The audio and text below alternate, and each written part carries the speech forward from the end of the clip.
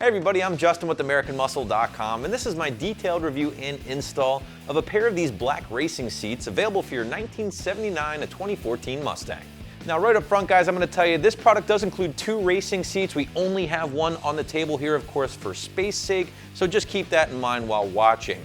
I'm also going to tell you that these are going to be a basic but very affordable upgrade for a set of old, worn out, or torn seats in your older Mustang, or maybe as a replacement for some boring factory seats in your newer Mustang.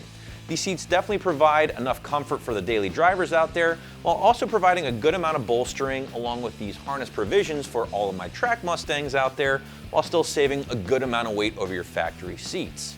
And as long as you purchase the required brackets, you are going to be looking at a very straightforward 1 out of 3 wrenches on the difficulty meter, but we will have a little bit more detail coming up later on. Now before we go any further with this video, I do want to point out the obvious here, and that is the fact that these are going to be a very basic, no-nonsense racing seat. Obviously you're not seeing the big flashy logos all over them, but as such, you're going to be saving a whole bunch of dough. In fact, you're only spending $600 for a pair here, which in my opinion, very awesome and certainly going to be one of the most affordable in the category for an aftermarket reclining seat. Now obviously these aren't Recaros or they're not Corbos, and as such you might not be seeing the same level of quality of materials and things like that, but I will tell you, if I had a Fox body or an SN95 track car or drift car or whatever, these things would certainly be getting my money.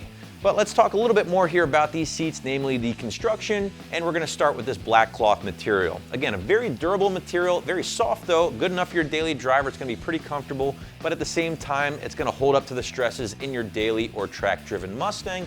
Don't expect these things to wear or tear very easily. I do also want to point out that we have these exact same seats on the site, but in a black and red theme here. So if that's a look you're after, or maybe it matches a little your interior a little bit better, be sure to check those out. Same exact price as these guys as well. Underneath that black cloth, you're going to find a lightweight but strong tubular steel construction here for the skeleton or for the support structure. And I do really want to highlight that word lightweight, because that's one of the big pluses when checking these things out. You're going to be saving a good chunk of weight over your factory seats, which can weigh anywhere from 30 to 50 pounds depending on your model, material, and electronics. These guys here on the other hand, 25 pounds a piece without the brackets. Throw the bracket on, you're adding a couple pounds, but nothing crazy overall. So I do want to point out that that is certainly one of the big pros when checking these things out, as you will be shedding some weight. And I do want to go back and talk about those brackets briefly, because they are required when getting these seats installed. They already have the provisions on the bottom of the seat. They're threaded, they're ready to go. So grab the brackets, they're going to make the install much easier. And again, you need them to get them installed into your Mustang. The brackets we do offer on the product page are pretty nice. They're sliders, so you can adjust the seat length or seat back here for your height, and they're gonna make the install much easier. But just make sure you're ordering the correct one for your generation, as they are gen specific. The brackets, of course, will add to the final price of the seats here, but ultimately, with the brackets and the seats, you're still looking at one of the most affordable packages on the site in the category of aftermarket seats. And ultimately, no matter what aftermarket seat you decide to go with, you will need to buy those additional brackets. It's a necessary expenditure unless you're going to end up fabbing up your own brackets, but take my advice, buy the brackets. They're really nice, they're very affordable, and ultimately they're going to make your life a whole lot easier when it comes time to install these seats. And all that stuff aside, guys, I really do think these are going to be a comfortable seat given what they are, and that is an affordable racing seat that's pretty basic overall. I've actually sat in them. I'm 6'1", about 210, and I fit in them really well. It's comfortable, it hugs me, but at the same time, I don't feel like I'm too big for the seat.